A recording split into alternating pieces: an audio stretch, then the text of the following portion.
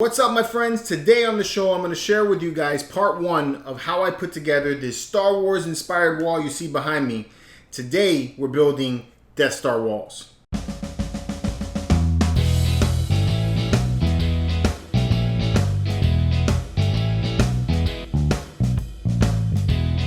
Thanks for joining me, my fellow geeks. You know, when I started this build, I didn't realize how much fun I would have building this. You know, creating something that came out of my head, and I just didn't know how it would come out, and learning from it I think was an experience all in itself.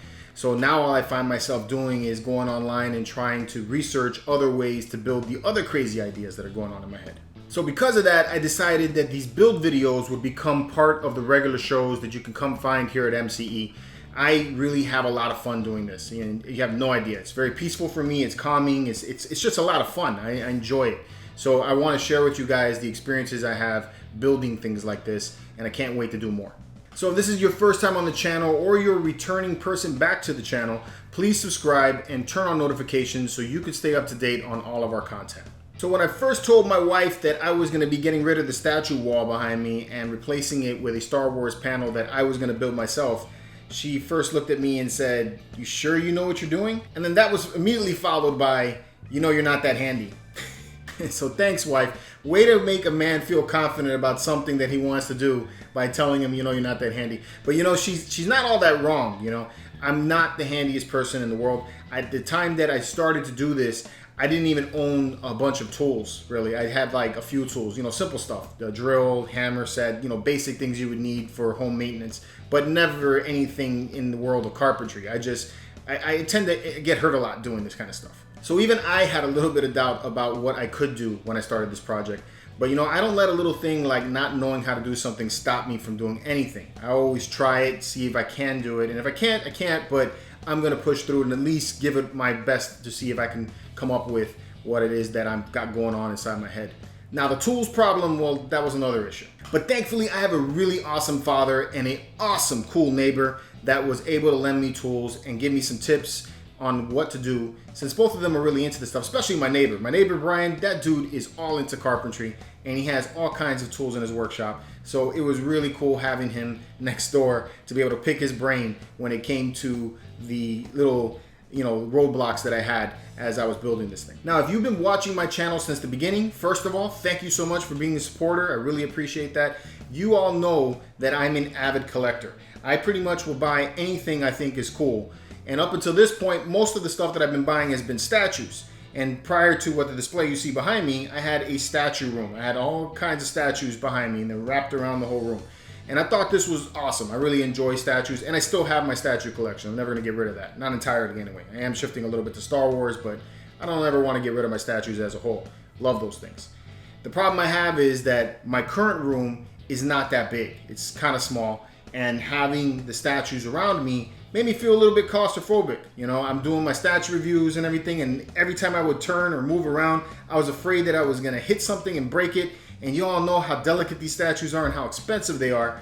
So that freaked me out every time I would do a review. So I wanted a change. You know, I wanted to have a display room, but I also wanted to give my friends who come over and see my collection an experience when they come over. And I wanted to give myself an experience when I come into my collection room. And as much as I go to Star Wars Galaxy's Edge up in Disney, you guys know that I'm an avid Star Wars fan. I love Star Wars, everything about it. I've been geeking out on Star Wars since I was 5. It's been the gateway drug to all of this for me. So I felt that if I was gonna build something that was gonna be epic like this, it would have to be Star Wars. But I didn't want to just take a scene from a movie and put it in here. I wanted to have something that would be unique a little bit, that would still speak Star Wars, but it would be something more to me. So I felt that I wanted to give it a little bit of a story, because I love when statues do that they would create a story for the character. So why not make a story for your display room? And that's what I felt like I was gonna do here. And the theme I wanted to go with is that I am a bounty hunter of collectibles. And that's what I wanted to go with. So what I had was the idea that I would be a collector of not only collectibles, but also a collector of, you know, junk decor that was from drop ships that had fallen in various Star Wars battles. So I would grab parts, you know, that you would see on the Death Star, parts that you might see on an Imperial destroyer, maybe on a smuggler's ship, or on some piece of junk that can do the Kessel Run in 12 parsecs. But that's what I wanted to do with. I wanted to make it have a story that people can experience and interact with when they come over. Now again, because of space limitations, I couldn't just take and put the Millennium Falcon couch in here, which I would love to have. With the jock table, I would love to own that.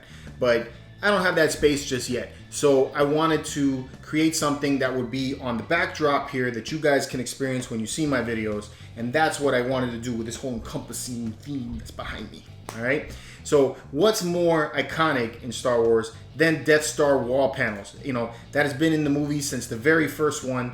You know, those wall panels have been there, and people undoubtedly, when they see that, think Death Star, even though those panels have actually been around since the Clone Wars. So that's what I wanted to do, was start off with the Death Star wall panels, so that when people see that, they say, that's Star Wars. And lastly, when I designed this, I didn't want to create something that would be permanent structure, that's something that you couldn't get to if you needed to repair. So I wanted to make it so that it was easily accessible, that if I needed to make repairs to the LED lights that were lighting up the panel, I could get to it.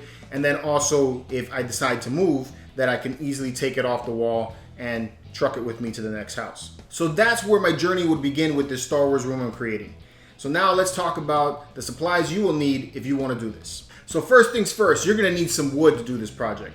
Now I used Birchwood, a combination of Birchwood and Oakwood.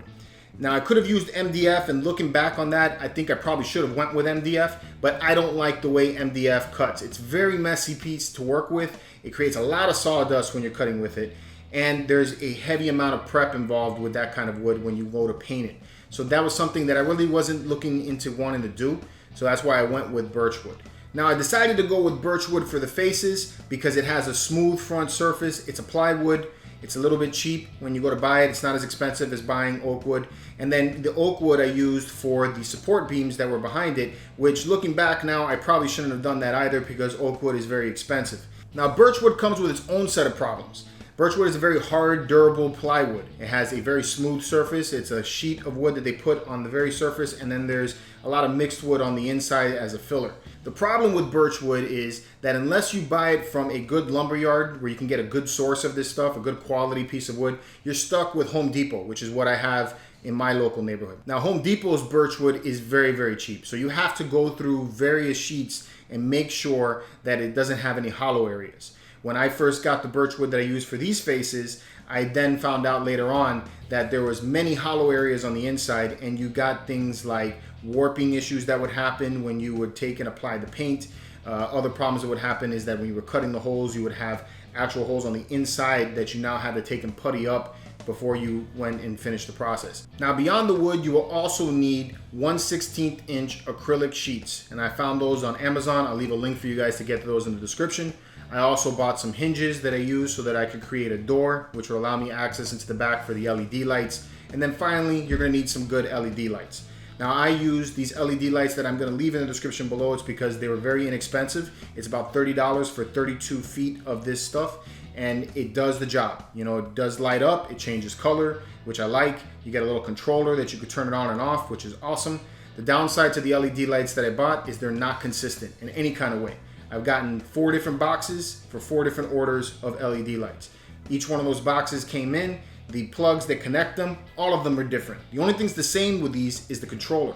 So that's the one thing I can say about it. The other thing that's a problem with these LED lights is they don't glow a consistent white color, and that's a problem too. And that's because these are single RGB lights that are on there, and they do a blend of colors to create the white that you're going to experience. So on the last set of LED lights, for whatever reason, they glow in a nice, beautiful white color, but these two on the side here, they don't. They glow kind of like a bluish green, and that's the kind of effect that you get on camera. I have been able to adjust it a little bit so that the lights look white when the camera picks it up without me making any color adjustments, but they still give off kind of like a blue hue when you see them in person. Now for tools, I used a jigsaw, a drill press, a 3.5 inch hole saw, a table saw, a chop saw, a hand saw, sandpaper of various grades. I used everything from 80 grit all the way to 400 grit sandpaper, a power drill, some drill bits, wood glue, hot glue, and super glue. So the first thing I did was created a pattern using Adobe Illustrator for my wall panels. I took some measurements of the wall, figured out how much space that I would need to create the actual walls themselves, and then I got some pictures for reference and created my own pattern. And in the description below, you'll have a link for you guys to use this pattern if you want to, so you can figure it out in your own space. So once I was happy with the design, it was time to transfer that design over to the wood. After I cut my wood faces to identical width and height, I measured out and drew the holes onto the wood to get an idea of how this was going to look. And mostly to prove to my dad that I knew how to make measurements. When we were satisfied with the way it looked, it was time to begin cutting the holes. At first we thought we could do this with a hand drill. This turned out to be a bad idea. Using the hand drill to cut the holes was not only dangerous because it could bite back at you and ultimately hurt you, but it was also very difficult to get a consistent, even hole cut. So after a long day of trying that out with only one face, my dad took the remaining wood back to his shop to come up with a better idea. Meanwhile, I used one of my favorite tools to work with, my jigsaw, to connect the holes and create that pill shape that you see on these panels. After that, it was time to begin sanding the face. To do this, I used 80 grit, 200 grit, and 400 grit sandpaper. I did this by hand because I was worried using a sanding machine would do damage to the edge of the holes. So after cutting the pill shapes out, I noticed that the face of the wood became very flimsy and kind of flexible, and I didn't want any of those edges to break. Otherwise, I'd have to start the project all over again. This also was where I found out the truth about Birchwood from Home Depot.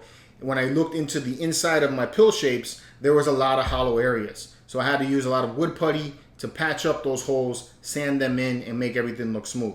So after 2 or 3 nights of working the face and sanding it down and making it smooth, and my wife bitching at me it's because I would come into the house covered in sawdust, my dad called me up with an improved idea about how we were going to cut these holes. So my dad owns a shop and he has a lot of industrial tools in the shop, including an industrial drill press. We converted the drill press to have the 3.5-inch hole saw, and we put the wood through and then just pulled down the lever and cut our holes that way. This improved the speed tenfold. What took us an entire day to cut the holes in that one face using a hand drill only took us a few hours with the drill press. Way to go, Pop. So now that I had all the faces done, it was time to go back to sanding, and that took a very, very, very, very long time for me to sand all of the faces. Ugh, that was an experience. So when I'm all done, I'm left with 6 faces, 2 long ones and 4 short ones. And I did this for a couple reasons. First of all, my room has high ceilings, so it was very difficult to find a sheet of wood that would be all in one face. So I decided to create a top section and a bottom section, and have a long section in the center. And more importantly, when you look in the movie, the actual panels actually have a top and a bottom section and a long center. So then what I did is I took these faces, the top and the bottom section and the middle section in the center, and then I connected it all using some leftover wood that I had, some wood glue, and some vice grips. Once the faces were connected together, it's time to make the box that the lights would reside in. For this, I used some Oakwood for the sides that would be like the beams that I found at Home Depot. And I used these because they were already cut to size and it made it just easier for me. I connected everything together with more wood glue to create the box shape. I then drilled some wood screws into there to add for more support. Now I left the box hollow and connected the sides with some leftover birchwood that I had so that I could use that to attach to the wall later. Next, I took the face panels and installed some hinges. Now for me, I only used 2 hinges per face panel, but I think I really should have used 3. But so far it's working, so I'm gonna go with it. Once I was sure the doors were working, it was time to paint the whole thing. I first painted the panels with some gray paint primer that I found at Home Depot, and then I used the gray paint from Behr called Millennium Gray, for obvious reasons. After the paint was dry and looked good to my liking, it was time to install the acrylic sheets. Now I cut these to size again using my trusty jigsaw. Damn, I love that thing. First, I take and I score the faces using my box cutter, and then afterwards it's time to cut away. Once I had the faces cut, I laid them down where I wanted them and then traced a box around it so that I would have a shape where I would put my super glue in place. I then applied the super glue and laid each acrylic sheet and used some paint cans to squeeze them down onto the face. After 24 hours, the faces were strong and the panel itself regained its integrity. Now it was time to install the LED lights. First, I took and tested to see that the LED lights were working, because the last thing I wanted to do was put them in and then find out they weren't working. I then installed the LED lights at the back of the panel and aimed them at the wall. I did this so I could get a smooth, consistent light source with no bright spots. I attached the lights with hot glue because the adhesive backing that comes with these lights sucks. I also separated the lights into 2 sections because if you run these in series, the last string of lights will not glow the same color as the first string. So you want to run them in parallel. Now these LED lights come with a controller, but I didn't want to control them with the controller. And I wasn't really going to sit here and change the color all that often. So what I wanted to do was have it controlled with my smart functions using my Amazon Echo. So I bought a couple of Amazon Echo plugs that these things would plug into. And now I can say, Alexa, turn off battle stations. Okay. Alexa, turn on battle stations. Okay. Works great.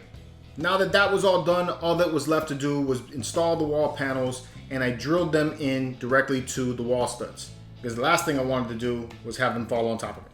I plugged them in, and now my room is the ultimate power in the universe. Or at least I like to think so. Best part about this project was for me that after I was done with these panels, any doubt that I had or my wife had was laid to rest. And it gave me more confidence in continuing the project and doing other projects. So I can't wait to do the next one. Anyway, that's it. I hope this video inspires you guys to create your own geeked out man caves.